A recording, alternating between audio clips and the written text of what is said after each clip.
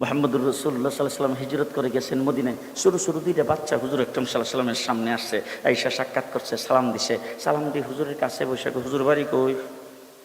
ছোটো বাচ্চা তো কথা কয় না। আমরা যেমন বিভিন্ন মাহফিলে গেলে সবাই আমাদের খুব ইজ্জত করে, সম্মান করে, এরকম ছোটো ছোটো বাচ্চারা এসে সামনে হুজুর কোথায় গেলে, ঠিক না? আল্লাহ নবীর জিজ্ঞেস করতেছে হুজুর বাড়ি কো? আল্লাহ নবীকে বাড়ি মক্কা। তো মক্কা থেকে মদিনায় কি লেগে গেলেন? ছোটো বাচ্চা তো। রাসূল সাল্লাল্লাহু আলাইহি ওয়াসাল্লাম মক্কার মানুষ আমার উপর নির্যাতন করছে, তোমাদের মদিনার মানুষ আমাকে মহব্বত করছে, আশ্রয় দিছে, জায়গা দিছে, এই জন্য আমি মদিনায় আসছি।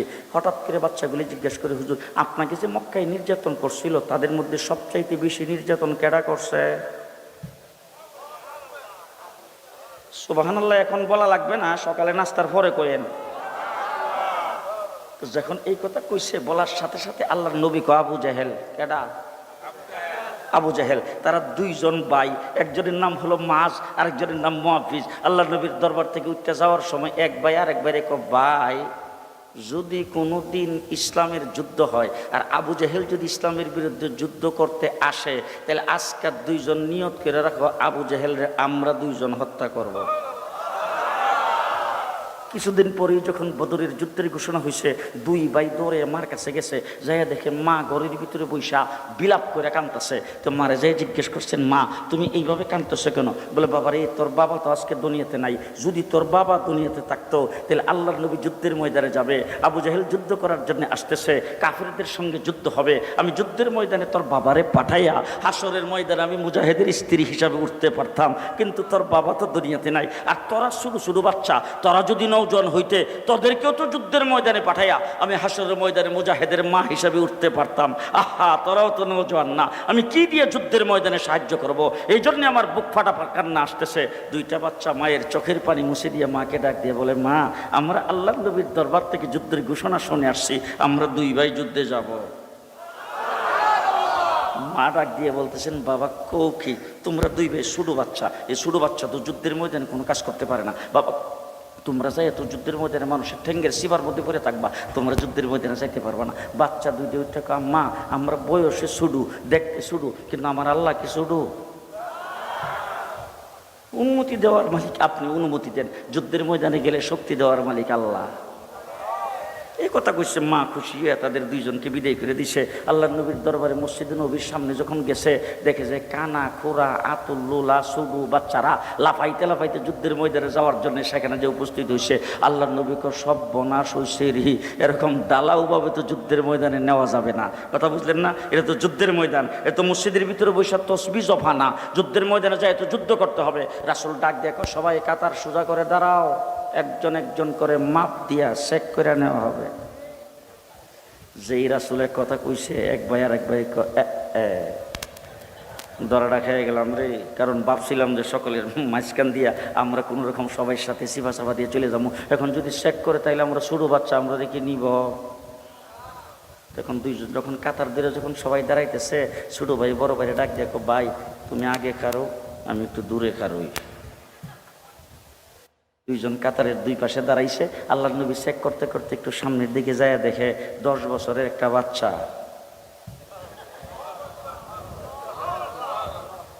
আল্লাহ একবার আসতে করে না। আল্লাহ নবী ডাক দিয়ে জিজ্ঞেস করছেন বাবা এইভাবে কেন দাঁড়াইছো? বল হুজুর মাফে পড়বার লাগিয়া। তো বাবা শুনছি তোমার বাবা নাকি দুনিয়াতে নাই? বলে জি হুজুর। তাহলে তোমার বাবা দুনিয়াতে না থাকলে বৃদ্ধা মা ঘরে আছে? বলে জি। তুমি যাও যায় তো মার খেদমত করো, যাহাদের সব পাইবা। বাচ্চাটা চোখের পানি সেরে দেখো হুজুর মা এই হালাত কাঁদতে ছিল, মার কাছ থেকে আমরা বিদায় নিয়ে আসছি, মা আমাকে বিদায় দিছেন। আল্লাহ নবী ডাক দেখো তোমার মা তোমাকে যুদ্ধে যাওয়ার জন্য বিদায় দিছে? বলে হ্যাঁ। বলে ঠিক আছে তুমি যাও। বয়স কত? 10। যখন 10 বছরের বাচ্চারা যখন গ্র্যান্ডেড হয়ে গেল, এবার আল্লাহ নবীর সামনের দিকে চেক করতে করতে যায় দেখে 8 বছরের ছোটো বাচ্চা হিডো কাতারে খাড়া। আল্লাহ নবী ডাক দেখো বাবা তুমি অত্যন্ত ছোটো, তুমি কাতার থেকে সরে যাও, তোমাকে যুদ্ধের ময়দানে নেওয়া যাবে না। ছোটো বাচ্চারা ডাক দেখো হুজুর একটু আগে আমার বড় ভাইয়ের অনুমতি দিয়েছেন, দুই ভাই একসাথে মার কাছ থেকে বিদায় নিয়ে আসছি, হুজুর আমিও যুদ্ধের ময়দানে যাব। আল্লাহ নবী ডাক দেখো, দেখো তোমার বড় ভাই তোমার চাইতে 2 বছরের বয়স বেশি, আবার দেখতে শুনতে একটু হৃষ্টপুষ্ট দেখা যায়, গায়ে একটু শক্তিও বেশি, তাকে যুদ্ধের ময়দানে কোনো রকম নেওয়া যায়, কিন্তু তুমি তো অত্যন্ত ছোট, তুমি তোমার বড় ভাইয়ের থেকে 2 বছরের ছোট, সুতরাং তোমাকে দেখতেও ছোট দেখা যায়, তোমাকে যুদ্ধের ময়দানে নেওয়া যাবে না। বাচ্চারা ডাক দেখো, হুজুর বড় ভাই 2 বছরের বয়স বেশি আর দেখতে শুনতে একটু স্বাস্থ্যবান, এই জন্য যদি ভাই অনুমতি পায় থাকে তো হুজুর একটু মেহরবানি করে আমার একটা প্রস্তাব রাখবেন কিনা। বলে কি প্রস্তাব? বলো বড় ভাইয়ের সাথে আমাকে একটু কুস্তি লড়ান, যদি কুস্তি লইরা বড় ভাইরা হারাইতে পারি আপনি নিবেন কিনা কম। মুহাম্মদুর রাসূলুল্লাহ সাল্লাল্লাহু আলাইহি সাল্লাম বলতেছেন, তুমি তোমার বড় ভাইকে কুস্তি লইরা হারাইতে পারবে? হুজুর যদি পারি, যদি পারি। আল্লাহ নবী কো ঠিক আছে আস। দুইজনকে একসাথে নিয়ে খাড়া করছে। এবার আহা, ছোট ভাই বড় ভাইয়ের চোখে চোখে তাকাইয়া ডাক দিয়ে বলছেন, ভাই আসলে তো তোমার গায়ে শক্তি বেশি, তুমি আমার 2 বছরের বড়, তো তুমি যদি শক্ত করে আমার ধরো তাইলে কি আমি পারো? তুমি আমাকে নরম হাতে ধরবা, আর আমি যখন ধাক্কা দিব তুমি নিজে ইচ্ছা করে নিচে পড়ে যাও। চুক্তিপত্র দুইজনের মধ্যে হয়ে গেছে, একজন আর একজনকে ধরছে, দইরা প্রথম ধাক্কা দিয়ে এই বড় ভাইকে নিচে ফেলায়া লাভ দিয়ে ওটাকে হুজুর এবার বলেন নিবেন কিনা। আল্লাহ নবীকে চলো চলো। লম্বা চূড়া ঘটনা। আবু জাহেল ঈশা ডাক দিছে, খেলা হবে। আল্লাহ নবী আল্লাহ পাকের দিকে তাকে ডাক দেখো, আল্লাহ আবু জাহেল তো খেলা হবে। আল্লাহ রে আল্লাহ ডাক দেখো, আপনিও খেলার জন্য তৈরি হন। 13টা বছর পর্যন্ত মক্কায় নীরবে যা সহ্য করেছেন আর সহ্য করা যাবে না। এবার রাসূল সাল্লাল্লাহু আলাইহি সাল্লাম 313 জন নিয়ে যুদ্ধের ময়দানে গেছে। 1000-এর বাহিনী, 1000-এর তলোয়ার, 1000 ঘোড়া। আল্লাহর নবীর সাথে ঘোড়া মাত্র 2টা, তলোয়ার 8টা। মানুষ কয়জন? 313 জনের মধ্যে যদি 8টা তলোয়ার ভাগ করে জনে কয়টা করে পড়ে? রাসূল সাল্লাল্লাহু আলাইহি সাল্লাম রমজান শরীফের 17 তারিখ শেষ রাত্রে সেহরি পেট ভরে খাইতে পারে নাই। যুদ্ধের ময়দানে রাসূল রমজান শরীফের মাস রোজাদার মানুষগুলিকে ছেড়ে দিয়ে আল্লাহর নবী আল্লাহর দরবারে হাত উত্তোলন করেছেন। আল্লাহ, এই 313 জন আমার জিন্দেগির ফসল, তারা যদি আজকে ধ্বংস হয়ে যায়, আগামী দিনে তোমার নাম লেনেওয়ালা কেউ থাকবে না। মুহাম্মদুর রাসূলুল্লাহ সাল্লাল্লাহু আলাইহি ওয়াসাল্লাম আল্লাহর দরবারে যখন কান্না শুরু করে দিয়েছেন, জিবরাইল আমিন এসে সামনে দাঁড়ায়, হুজুর আইছি। আল্লাহ নবী ডাক দিয়ে কয়, আইসো না পাঠাইছে? বলে পাঠাইছে, দিকে তো আইসি। বলে কি দিয়া পাঠাইছে? বলে আল্লাহ পাক আজকে কোনো উহি দেয় নাই, কোনো প্রকার আয়াত নাজিল করে নাই, কোরআন শরীফের কোনো আয়াত দিয়ে পাঠায় নাই। আল্লাহ সর্বপ্রথম আমারে ডাক দিয়ে কইছে, যুদ্ধের পোশাক পর।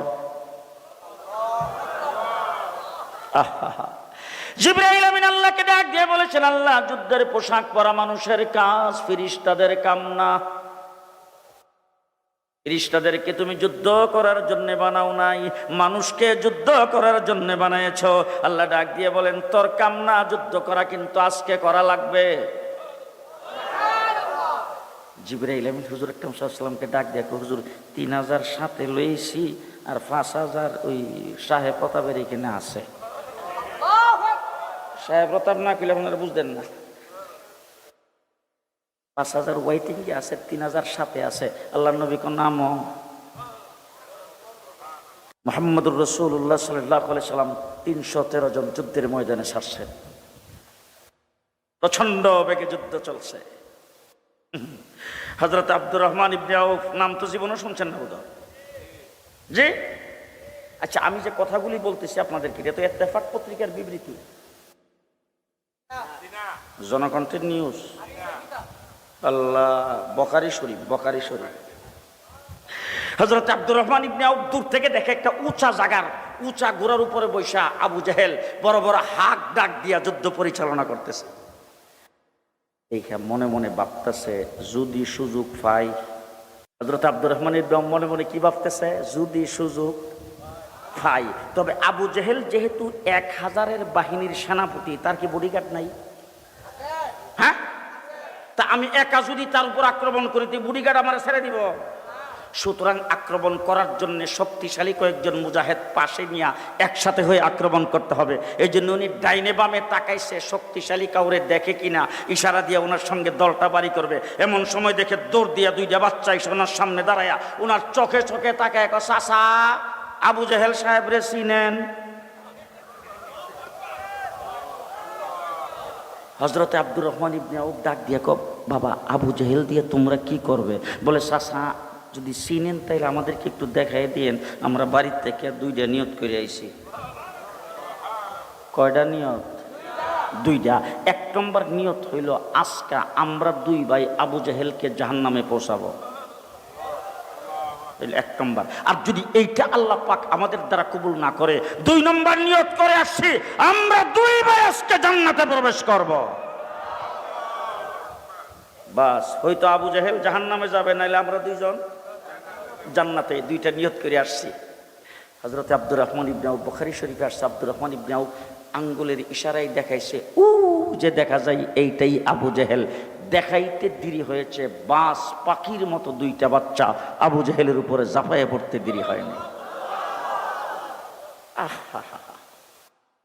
এবার দুই ভাই যে আক্রমণ করছে, মারব গার, ওখানে গার ছিলেন তো, গারে মারবে।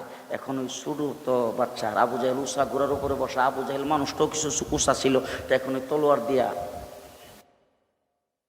লাগাল পায় না। এক ভাই আরেক বাইরে ডাক দেখো, ভাই এইভাবে ফালান যাইতো না, ঘোড়ার ফাউডে কেটে দে। বুঝছে না? এইভাবে ফালান যাইব না, ঘোড়ার ফাউডি কেটে দে। দিছে গোড়ার ফাও কেটটা, আবু জাহেল গোড়া সহ নিচে পড়ে গেছে। উপর চুপুরি কোবানি, উপর চুপুরি আক্রমণ দুই ভাই শুরু করেছেন। হযরত আব্দুল্লাহ ইবনে মাসউদ দূর থেকে দেখা দৌড়ে এসে বুকের উপর সোয়ার হয়ে কেল্লাটা কেটে নিয়েছেন। কাকে বলে আশিকে রাসূল? কাকে বলে আশিকে রাসূল? দুই ভাইয়ের এক ভাই আবু জাহেলের ছেলে আকরামা, আবু জাহেলের বডিগার্ড, তখন ইসলাম কবুল করে নাই, পরবর্তীতে সে ইসলাম কবুল করেছে। আকরামা এসে পেছন দিক থেকে আক্রমণ করেছেন। এক ভাইয়ের হাতটা পুরাটা কেটে গেছে, সামান্য একটু চামড়া লেগে আছে। আবু জাহেলকে হত্যা করার পরে যখন সামনের দিকে যুদ্ধ করার জন্য দূর দিয়েছে, তখন দেখে হাতটা নিচের দিকে লড়লড় করে। এটার জন্য দূর দিয়ে যুদ্ধের ময়দানে অসুবিধা হয়। এর জন্য নিজের হাতটাকে নিজের পায়ের নিচে রেখে টান দিয়ে ছিঁড়ে ফেলে যুদ্ধের ময়দানে রওনা হয়। মুহাম্মদুর রাসূলুল্লাহ সাল্লাল্লাহু আলাইহি ওয়াসাল্লাম হিজরত করে গেছেন মদিনায়। শুরু দুইটা বাচ্চা হুজুর আকরাম সাল্লাল্লাহু আলাইহি ওয়াসাল্লামের সামনে আসছে, আয়েশা সাক্ষাৎ করছে, সালাম দিছে। সালাম দিয়ে হুজুরের কাছে বসে, হুজুর বাড়ি কই? ছোটো বাচ্চা তো কথা কয় না। আমরা যেমন বিভিন্ন মাহফিলে গেলে সবাই আমাদের খুব ইজ্জত করে, সম্মান করে, এরকম ছোট বাচ্চারা এসে সামনে, হুজুর কোথায় গেলে? ঠিক না? আল্লাহ নবীর জিজ্ঞেস করতেছে, হুজুর বাড়ি কো? আল্লাহ নবীকে বাড়ি মক্কা। তো মক্কা থেকে মদিনায় কি লেগে আইলেন? ছোটো বাচ্চা তো। রাসূল সাল্লাল্লাহু আলাইহি ওয়াসাল্লাম, মক্কার মানুষ আমার উপর নির্যাতন করছে, তোমাদের মদিনার মানুষ আমাকে মহব্বত করছে, আশ্রয় দিছে, জায়গা দিছে, এই জন্য আমি মদিনায় আসছি। হঠাৎ করে বাচ্চাগুলি জিজ্ঞেস করে, হুজুর আপনাকে যে মক্কায় নির্যাতন করছিল, তাদের মধ্যে সবচাইতে বেশি নির্যাতন কেডা করছে? সুবহানাল্লাহ এখন বলা লাগবে না, সকালে নাস্তার পরে কইেন। তো যখন এই কথা কইছে, বলার সাথে সাথে আল্লাহর নবী কয়, আবু জাহেল। কেডা? আবু জাহেল। তারা দুইজন ভাই, একজনের নাম হলো মাজ, আরেকজনের নাম মুআফিজ। আল্লাহ নবীর দরবার থেকে উঠতে যাওয়ার সময় এক ভাই আরেক ভাইরে কয়, ভাই যদি কোনো দিন ইসলামের যুদ্ধ হয় আর আবু জাহেল যদি ইসলামের বিরুদ্ধে যুদ্ধ করতে আসে, তাহলে আজকাল দুইজন নিয়ত করে রাখো, আবু জাহেলরে আমরা দুইজন হত্যা করব। কিছুদিন পরেই যখন বদরের যুদ্ধের ঘোষণা হয়েছে, দুই ভাই দৌড়ে মার কাছে গেছে, যাইয়া দেখে মা ঘরের ভিতরে বৈশা বিলাপ করে কাঁদতেছে। তো মারে যাই জিজ্ঞেস করছেন, মা তুমি এইভাবে কাঁদতেছো কেন? বলে, বাবা রে, তোর বাবা তো আজকে দুনিয়াতে নাই, যদি তোর বাবা দুনিয়াতে থাকতো তাহলে আল্লাহর নবী যুদ্ধের ময়দানে যাবে, আবু জাহেল যুদ্ধ করার জন্য আসতেছে, কাফিরদের সঙ্গে যুদ্ধ হবে, আমি যুদ্ধের ময়দানে তোর বাবারে পাঠাইয়া হাসরের ময়দানে আমি মুজাহিদের স্ত্রী হিসাবে উঠতে পারতাম, কিন্তু তোর বাবা তো দুনিয়াতে নাই। আর তোরা শুধু বাচ্চা, তোরা যদি নওজোয়ান হইতে তোদেরকেও তো যুদ্ধের ময়দানে পাঠাইয়া আমি হাসরের ময়দানে মুজাহিদের মা হিসাবে উঠতে পারতাম। আহা, তোরাও তো নওজোয়ান না, আমি কি দিয়ে যুদ্ধের ময়দানে সাহায্য করব? এই জন্য আমার বুক ফাটা কান্না আসতেছে। দুইটা বাচ্চা মায়ের চোখের পানি মুছে দিয়ে মাকে ডাক দিয়ে বলে, মা, আমরা আল্লাহ নবীর দরবার থেকে যুদ্ধের ঘোষণা শুনে আসছি, আমরা দুই ভাই যুদ্ধে যাব। মা ডাক দিয়ে বলতেছেন, বাবা কৌ কি, তোমরা দুই ভাই ছোটো বাচ্চা, এই ছোটো বাচ্চা তো যুদ্ধের ময়দানে কোনো কাজ করতে পারে না। বাবা, তোমরা যাই তো যুদ্ধের ময়দানে মানুষের ঠেঙ্গের শিবার মধ্যে পড়ে থাকবা, তোমরা যুদ্ধের ময়দানে যাইতে পারবা না। বাচ্চা দুইটা ওইটা মা, আমরা বয়সে ছুডু, দেখতে ছুডু, কিন্তু আমার আল্লাহ কি ছুডু? অনুমতি দেওয়ার মালিক আপনি, অনুমতি দেন। যুদ্ধের ময়দানে গেলে শক্তি দেওয়ার মালিক আল্লাহ। এই কথা কইছে মা, খুশি হয়ে তাদের দুইজনকে বিদায় করে দিছে। আল্লাহ নবীর দরবারে মসজিদে নবীর সামনে যখন গেছে, দেখে যে কানা খোরা আতুল লোলা সুডু বাচ্চারা লাফাইতে লাফাইতে যুদ্ধের ময়দানে যাওয়ার জন্য সেখানে যে উপস্থিত হয়েছে। আল্লাহ নবীকে সব বনাশ হয়েছে রি, এরকম দালাউভাবে তো যুদ্ধের ময়দানে নেওয়া যাবে না। কথা বুঝলেন না? এটা তো যুদ্ধের ময়দান, এ তো মসজিদের ভিতরে বৈশা তসবি জফা না, যুদ্ধের ময়দানে যায় তো যুদ্ধ করতে হবে। রাসূল ডাক দেখো, সবাই কাতার সোজা করে দাঁড়াও, একজন একজন করে মাপ দিয়া চেক করে নেওয়া হবে। যেই রাসূলের কথা কইছে, এক ভাই আর এক ভাই দরাটা খেয়ে গেলাম রে। কারণ ভাবছিলাম যে সকলের মাঝখান দিয়া আমরা কোনো রকম সবাই সাথে সিফা সাফা দিয়ে চলে যাবো। এখন যদি চেক করে তাইলে আমরা ছোটো বাচ্চা আমরা রেখে নিব। তখন দুইজন যখন কাতার দিয়ে যখন সবাই দাঁড়াইতেছে, ছোটো ভাই বড় ভাইরে ডাক দেখো, ভাই তুমি আগে খারো, আমি একটু দূরে খারোই। দুইজন কাতারের দুই পাশে দাঁড়াইছে। আল্লাহ নবী চেক করতে করতে একটু সামনের দিকে যায়, দেখে 10 বছরের একটা বাচ্চা।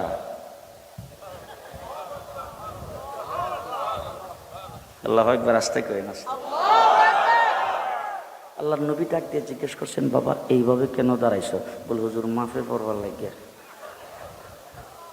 তো বাবা শুনছি তোমার বাবা নাকি দুনিয়াতে নাই? বলে, জি হুজুর। তাহলে তোমার বাবা দুনিয়াতে না থাকলে বৃদ্ধা মা ঘরে আছে? বলে, জি। তুমি যাও, যায় তো মার খেদমত করো, যাহাদের সব পাইবা। বাচ্চাটা চোখের পানি সেরে দেখো, হুজুর মা এই হালাত কাঁদতে ছিল, মার কাছ থেকে আমরা বিদায় নিয়ে আসছি, মা আমাকে বিদায় দিছেন। আল্লাহ নবী ডাক দেখো, তোমার মা তোমাকে যুদ্ধে যাওয়ার জন্য বিদায় দিছে? বলে, হ্যাঁ। বলে, ঠিক আছে তুমি যাও।